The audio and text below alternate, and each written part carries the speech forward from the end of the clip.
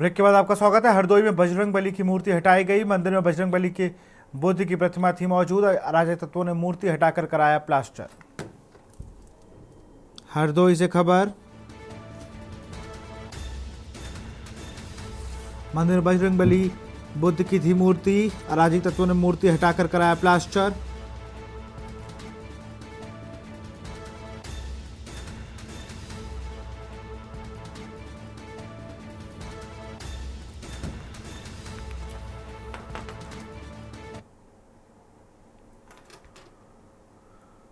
मिर्जापुर से खबर। बैंक में पैसा जमा करने पहुंचे दंपति से लूट। फॉर्म भरते समय पैसा लेकर किशोर फरार। 2,90,000 रुपए लेकर किशोर फरार।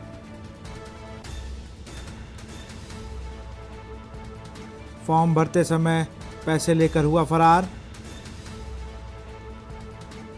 2,90,000 रुपए लेकर किशोर हुआ फरार।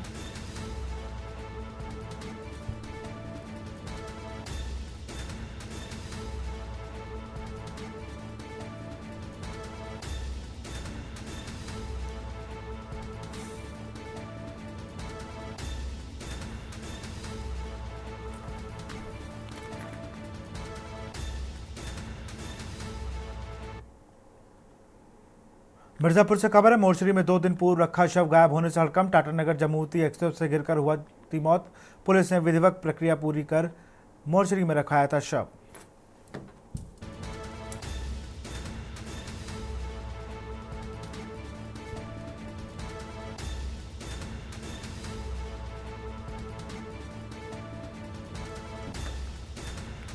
पुलिस ने विधिवत प्रक्रिया कर मोर्चरी का केस दर्ज। चुनार के दोहा गांव के पास का ये पूरा मामला।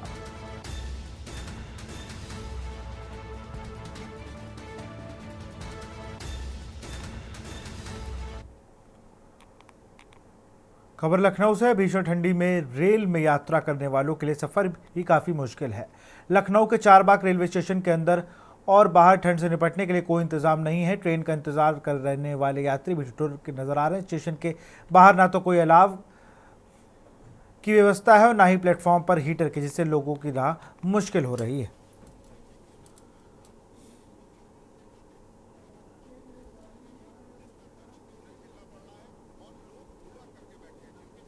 लखनऊ में भी भीषण देखने को मिल रहा है। चारबाग रेलवे स्टेशन पर आने जाने वाले यात्री भी ठंड से बेहाल है।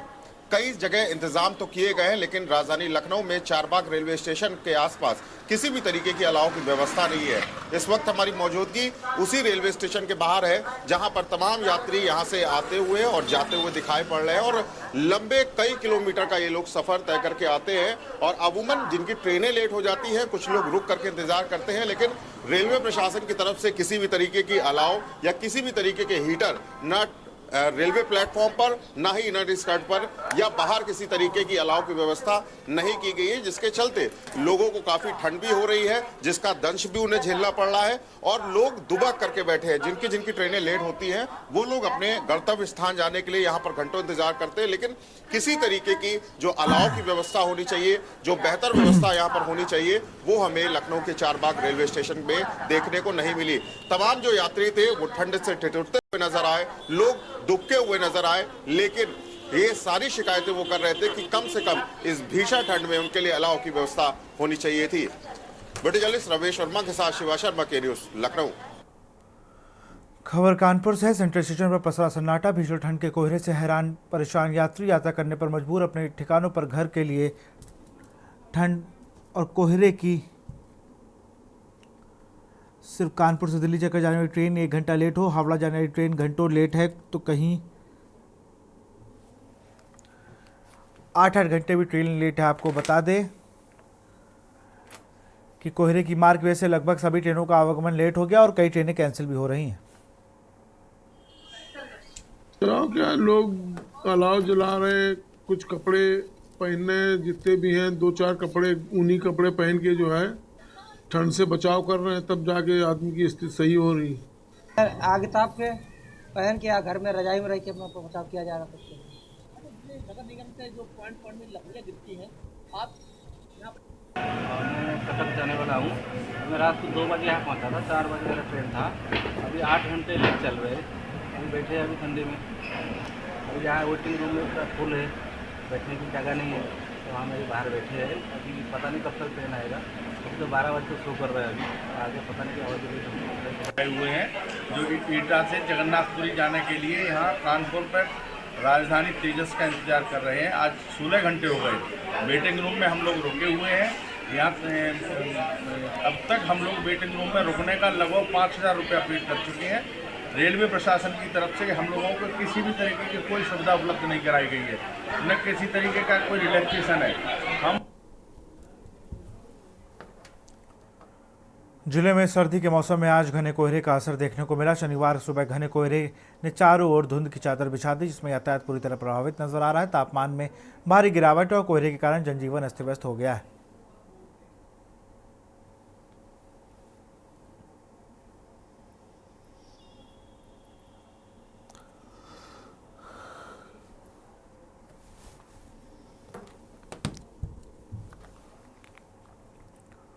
खबर एटा से है, जहां पुलिस ने मानवता दिखाई और कुएं में गिरे राष्ट्रीय पक्षी मोर को कड़कड़ाती ठंड में सकुशल बाहर निकाला। सूचना पर पहुंची डायल 112 राष्ट्रीय पक्षी को कुएं से बाहर निकाला। कुएं से गिरने से हुए चोटिल मोर को सामुदायिक स्वास्थ्य केंद्र ले जाकर पुलिस ने चिकित्सक ने राष्ट्रीय पक्षी मोर का उपचार किया।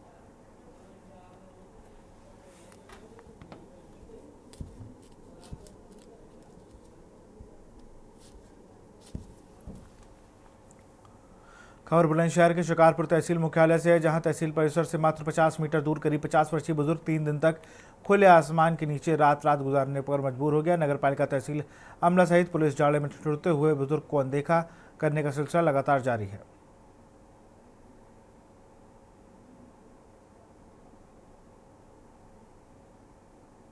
तो हम इधर के जा रहे थे, तो हमने ये हमारे चाचा ने ये बताया कि 3 दिन से बैठे हैं भूखे प्यासे।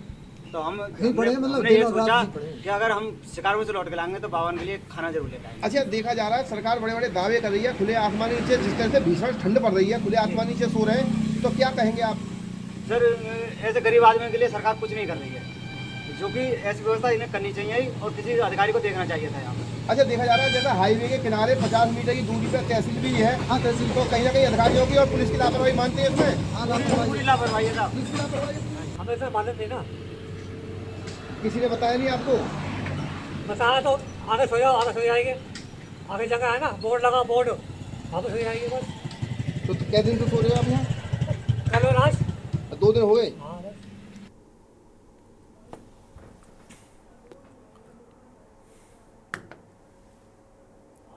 की और इस वक्त मैं मौजूद हूँ शिकारपुर तहसील से मात्र 50 मीटर की दूरी पर, जहां एक ऐसी तस्वीर सामने आई है जो दिल को दहला देने वाली है। देखिए, अगर बात की जाए तो एक अगर 50 वर्षीय व्यक्ति हैं, 2 दिन से लगातार यहाँ खुले आसमान के नीचे सो रहे हैं। और जबकि अगर ये बात की जाए, ये मेरठ बदायूं हाईवे मार्ग है और हाईवे मार्ग की अगर बात की जाए, तस्वीरों में लगातार वाहन गुजरते रहते हैं, पुलिस की गाड़ियां गुजरती रहती हैं, अधिकारियों की गाड़ियां गुजरती रहती हैं, लेकिन किसी को खुले आसमान के नीचे सोते हुए बुजुर्ग व्यक्ति किसी को दिखाई नहीं दिया।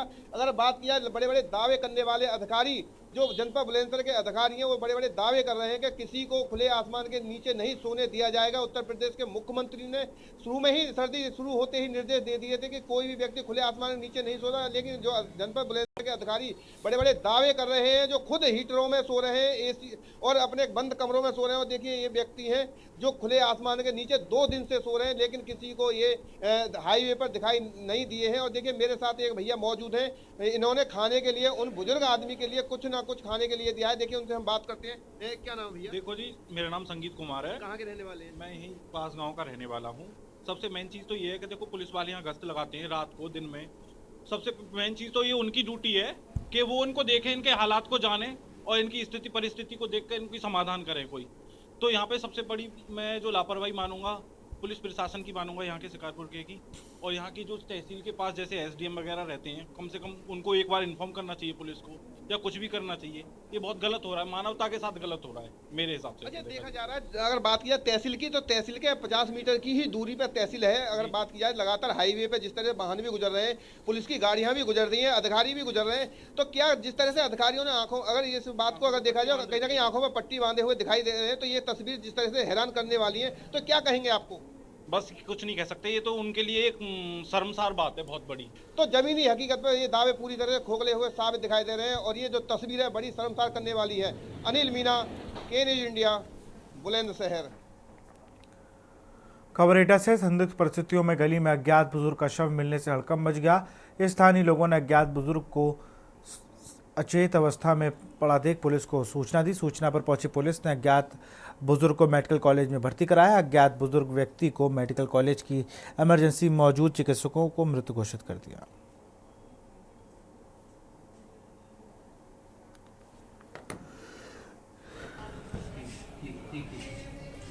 आग पड़ जाएगा तो ज़्यादा वो।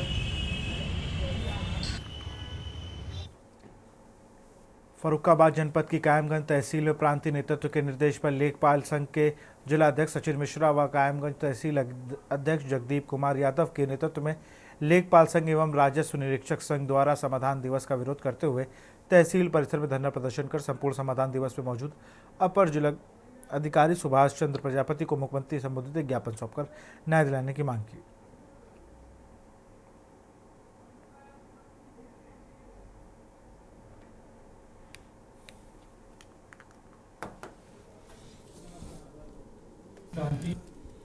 आह्वान पर दिनांक 2 तारीख को गाजीपुर में एक दुखद घटना हुई जिसमें हमारे एक लेखपाल साथी को एंटी करप्शन टीम द्वारा जबरन ट्रैप किया गया। वहां पर साक्ष्यों से जो वीडियो साक्ष्य चल रहे हैं सोशल मीडिया पर, ग्रामीणों द्वारा निरंतर बयान दिए जा रहे हैं। स्वयं ग्रामीण बड़ी संख्या में थाने पहुंचे हैं जिन्होंने स्पष्ट कहा कि ये पैसे टीम के सदस्यों या उनके ही किसी बुलाए गए शिकायत कर्मी के द्वारा डाले गए हैं।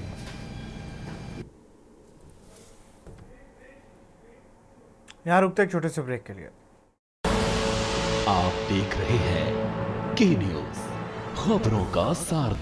ब्रेक के बाद आपका स्वागत है। गाजियाबाद के थाना वेब सिटी इलाके में बेहपटा गांव में नाथ संप्रदाय के साधुओं के साथ मारपीट का मामला सामने आया है। गांव में रुकने के लिए आए साधुओं गांव में बने हुए मठ में रुकना चाहते थे। सोनीपत में आए नाथ संप्रदाय के साधु SN यादव व उसके प्रॉपर्टी डीलर उसके साथियों पर मारपीट के आरोप मठ में रहने वाले और पूजा पाठ करने वाले व्यक्तियों ने गांव वालों समेत सोनीपत से आए जत्थे के यहां रुकने पर जताई थी आपत्ति।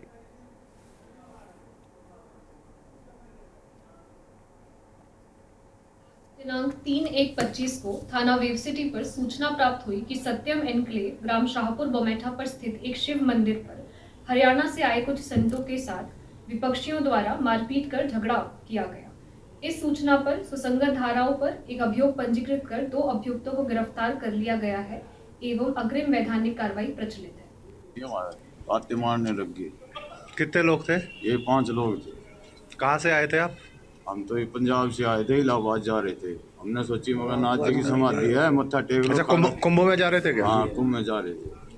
अच्छा, इन्होंने आते ही सीधे कुछ नहीं सीधे हमला कर दिया। ये 5 ने मेरे को दबा लिया, मेरे कुंडल खींच लिए, मेरे कान पाड़ दिए। ठीक है, मारने की धमकी दी। मारने की धमकी दिया कि यहाँ दोबारा आ गए तो जान से मार दिए जाओगे। अच्छा, क्या कारण समझ में आया है? कारण यही है कि जमीन तो इनका ही है। अच्छा साधु ने रुकने नहीं देते। ये जो सच्चा साधु भाव है, ये ने दारू का अड्डा बना रखा, समय क्या का अड्डा बना रखा। कौन लोग हैं? जसन सिंह है, ये है वकील है। जसन सिंह वकील है, उसका लड़का है और कई लोग मिलकर प्लाटिंग कर रहे हैं डेरे की जगह में। कानपुर देहात के रसूलाबाद तहसील में लेखपाल संघ ने प्रदेश में लेखपालों के साथ हो रही अनियमितताओं और जांच पड़ताल में भेदभाव के खिलाफ धरना शुरू किया है। लेखपालों ने अपनी एक सूत्री मांग की, उनके खिलाफ हुए मामलों पर मजिस्ट्रियल जांच हो ताकि पारदर्शिता और निष्पक्षता बनी रहे।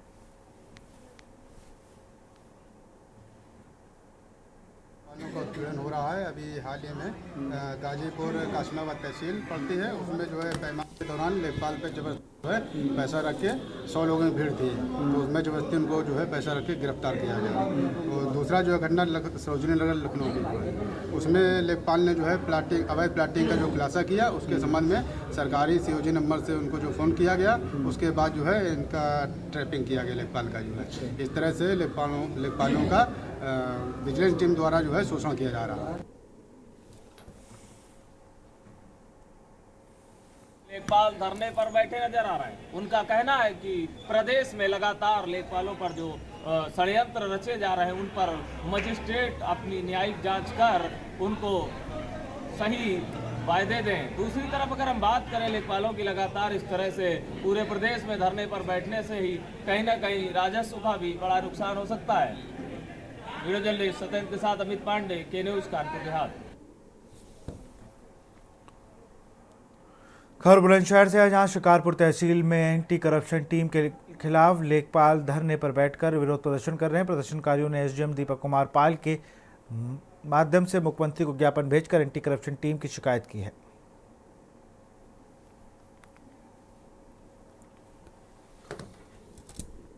के माध्यम से अवगत कराना चाहूँगा कि माननीय मुख्यमंत्री जी को ये उपजिलाधिकारी महोदय शिकारपुर के माध्यम से जो है हमारा यह अनुरोध करना है कि जो वर्तमान में राज्य के विभिन्न जनपदों में अभी पूर्व में और विगत कुछ दिनों पहले लेखपाल साथियों को जबरन और जबरदस्ती झूठे केसों में विजिलेंस टीम और क्या नाम है हमारा एंटी करप्शन टीम के द्वारा फंसाया जा रहा है और उनको गिरफ्तार कर कार्रवाई की जा रही है।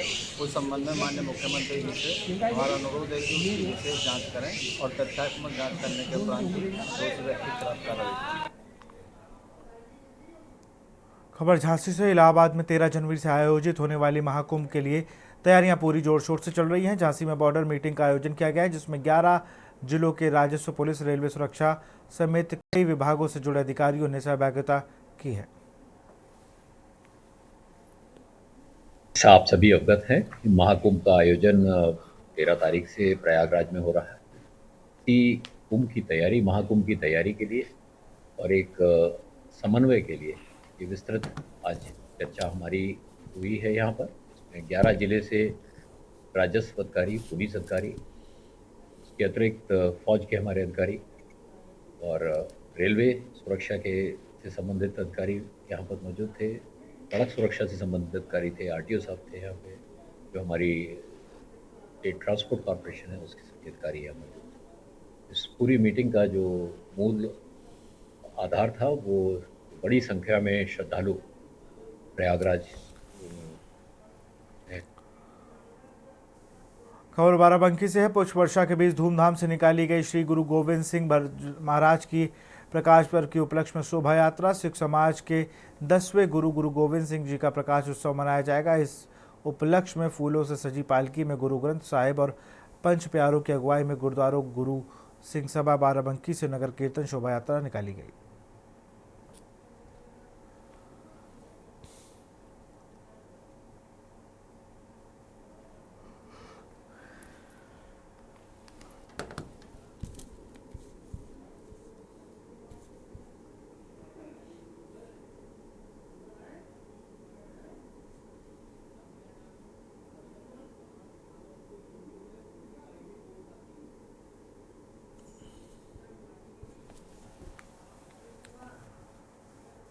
खबर बागपत से है, जहां भारतीय किसान यूनियन संघर्ष मोर्चा का बागपत कलेक्ट्रेट पर धरना प्रदर्शन किया। भारतीय किसान यूनियन संघर्ष मोर्चा कार्यकर्ताओं ने मेरठ पुलिस को दी चेतावनी। मेरठ के दोराला टोल प्लाजा पर भारतीय किसान यूनियन संघर्ष मोर्चा कार्यकर्ताओं के साथ मारपीट की, झूठे मुकदमे में फंसाने और गिरफ्तारी को लेकर चेतावनी दी।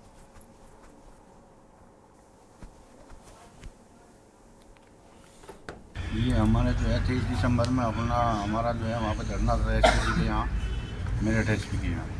तो वहाँ जाने के लिए टोल पे गए। टोल पे कुछ झगड़ाबाजी हुई, टोल वोल ने जो है मारपीट करी हमारे आदमी के साथ में। तो उसके बाद में फिर जो है हम कचेड़ी भेज दिए गए उठा के, फर्जी मुकदमे लगा के उन पर।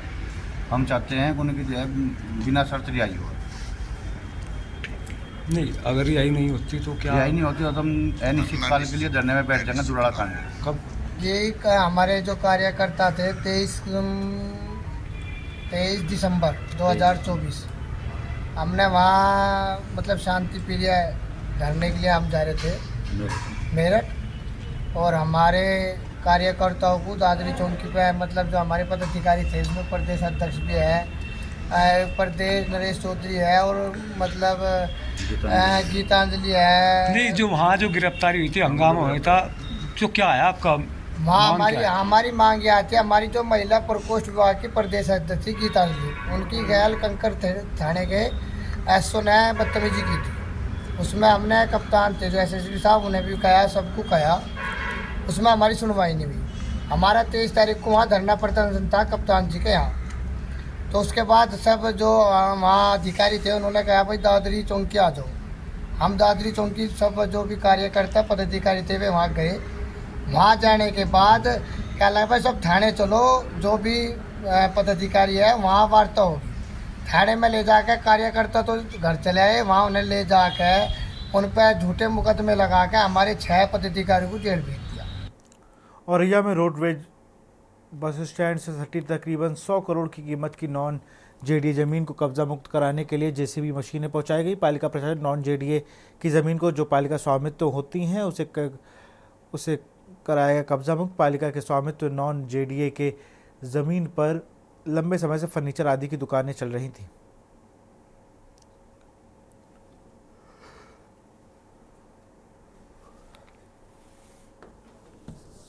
कस्टोडियन होता है, नगर पालिका को स्पष्ट रूप से बताया गया था कि उसे खाली करा के अपने कब्जे में ले।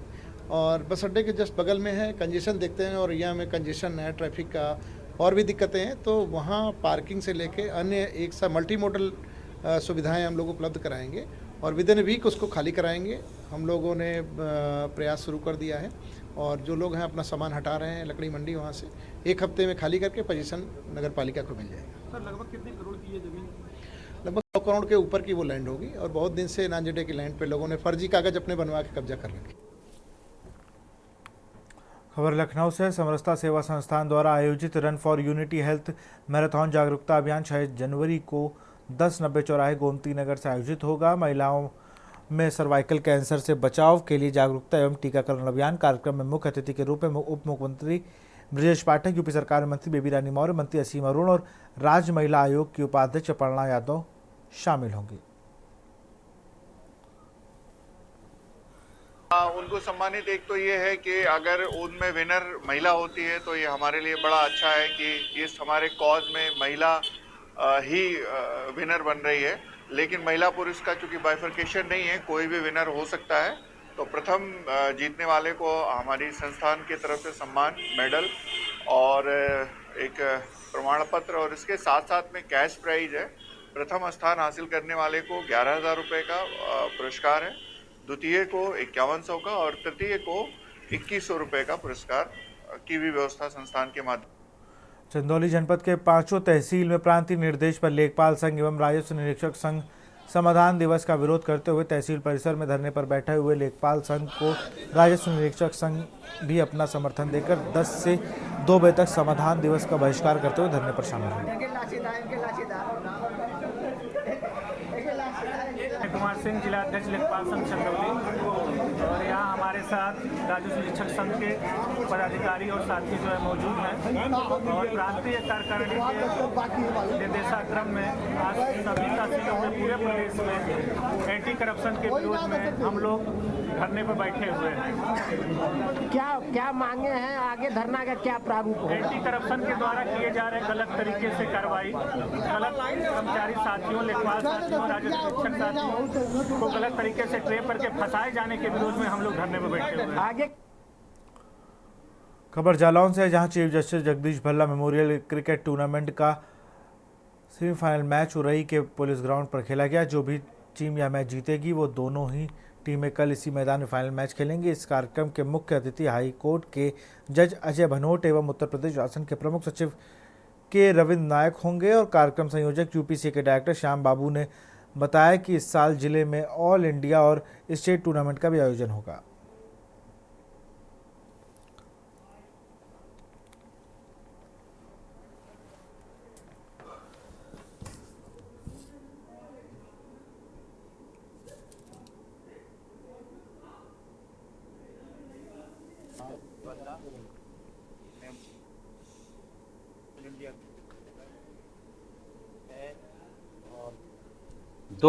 आज के मैच में 2 सेमीफाइनल। पहला सेमीफाइनल है कानपुर और मुरादाबाद के बीच हो रहा है और दूसरा सेमीफाइनल हमारा इसके उपरांत लखनऊ और इलाहाबाद के बीच में। संभावना है हमारे के रविंद्र नायक, प्रमुख सचिव सचिवालय प्रशासन,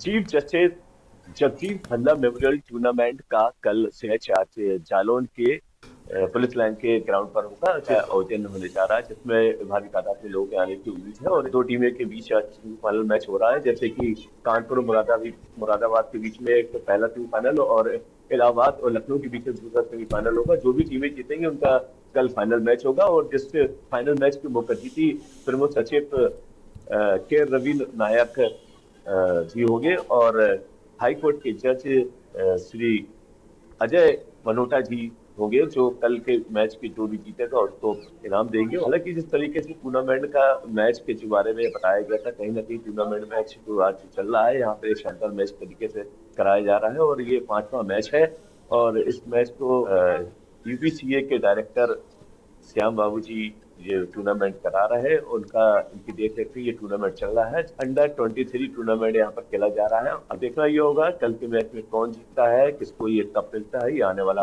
वक्त बताएगा। कैमरा मनीष पांडे के साथ वाजी कर्माट के नीचे आना। हरदोई बृहस्पतिवार की रात अरवल थाना क्षेत्र में दयालपुर से शाहबाद मंडी जा रही आलू लदी 2 ट्रैक्टर ट्रॉलियों के पास आपस में टकराने से बड़ा हादसा होते होते बचा। चालक की झपकी आने के कारण हुए इस हादसे में दोनों ट्रैक्टर ट्रॉली पलट गई, जिससे सड़क के दोनों तरफ वाहनों की लंबी कतार लग गई।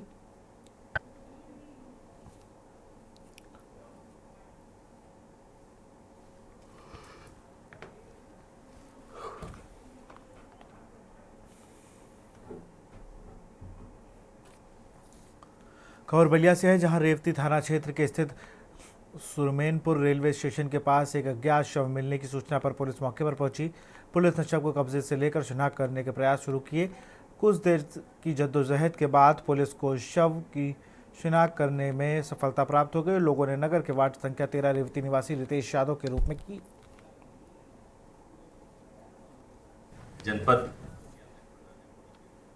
2 जनवरी 2025 को रेलवे ट्रैक पर एक सौ महिला पुलिस तत्काल मौके पर पहुंची और स्थानीय लोगों के द्वारा पहचान की गई तो उसका नाम रितेश यादव जो रेवती का ही रहने वाला है। शव का पंचायत नाम भरकर पोस्टमार्टम के लिए रवाना किया गया। इसी तारीख को कस्बे के रहने वाले मकान मालिक ने सूचना दी कि उनके यहाँ रहने वाली नीतू सिंह नाम की एक लड़की ने दुपट्टे से फांसी लगाकर आत्महत्या कर ली। इस संबंध में पुलिस मौके पर पहुंची, पंचायत नामा भरकर पोस्टमार्टम के लिए रवाना किया। प्राप्त जानकारी के अनुसार रितेश और नीतू ने प्रेम विवाह किया था। दोनों रेवती कस्बे में रहते थे। इस संबंध में परिजनों के द्वारा कोई भी तहरीर प्राप्त नहीं हुई है और इस संबंध में आवश्यक कानूनी कार्रवाई की जा रही है। हमीरपुर में युवक ने पत्नी और सास से परेशान होकर जहरीला पदार्थ खाकर आत्महत्या कर ली। आत्महत्या करने के पहले युवक ने अब वीडियो बनाया जिसमें पत्नी व सास को जेल भेजने व बच्चों की बहन को सौंपने की बात कही। टेढ़ा गांव निवासी राजेश कुमार उर्फ कल्लू गुप्ता ने शुक्रवार को जहरीला पदार्थ खा लिया था, जिससे इलाज के लिए परिजनों ने जिला अस्पताल ले गए थे।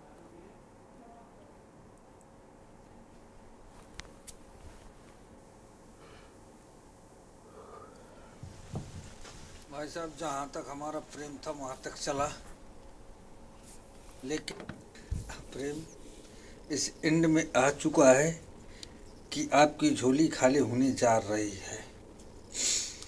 लेकिन बशर्ते प्रेम से मैं आपसे कुछ नहीं मांग रहा, ये उम्मीद लगा कि ये मांग रहा हूँ कि मेरा बच्चा और मेरी बेटी मेरी बहन को दे दिया जाए या घर में पहुँचा दिया जाए। मेरी घरवाली को, मेरी सास को। भाई साहब, जहाँ तक हमारा प्रेम था वहाँ तक चला, लेकिन प्रेम इस एंड में आ चुका है कि आपकी झोली खाली होने जा रही है। लेकिन बशर्ते प्रेम से मैं आपसे कुछ नहीं मांग रहा, ये उम्मीद लगा कि ये मांग रहा हूँ कि मेरा बच्चा और मेरी बेटी मेरी बहन को दे दिया जाए या घर में पहुंचा दिया जाए। मेरी घरवाली को, मेरी सास को जितनी से कड़ी सज़ा हो सके उतनी मिल जाए। साला निर्दोष है, बस यही मांग रहा हूँ अपने हर जगह से, स्टाफ से।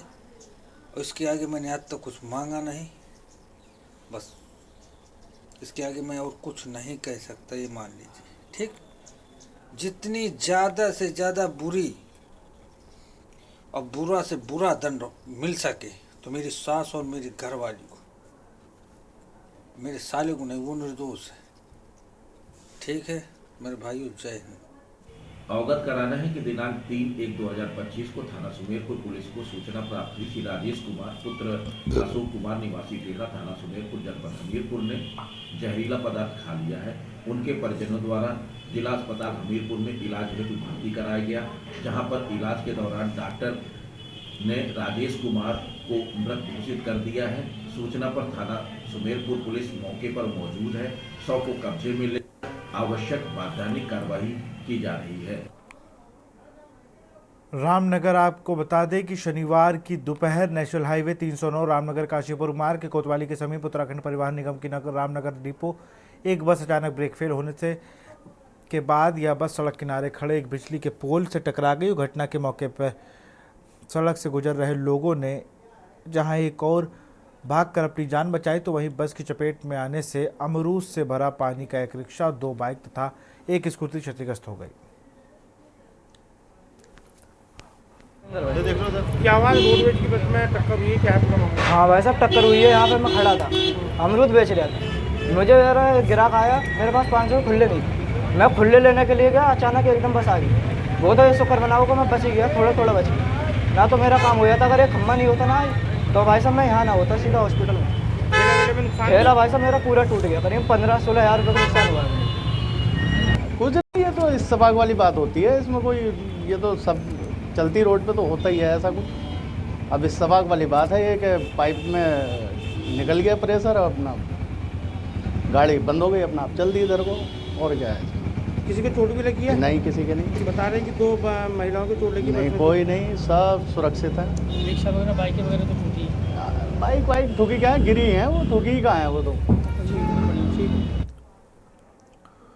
तो खबरों में फिलहाल इतना ही। देखते रहिए के न्यूज़ इंडिया। नमस्कार।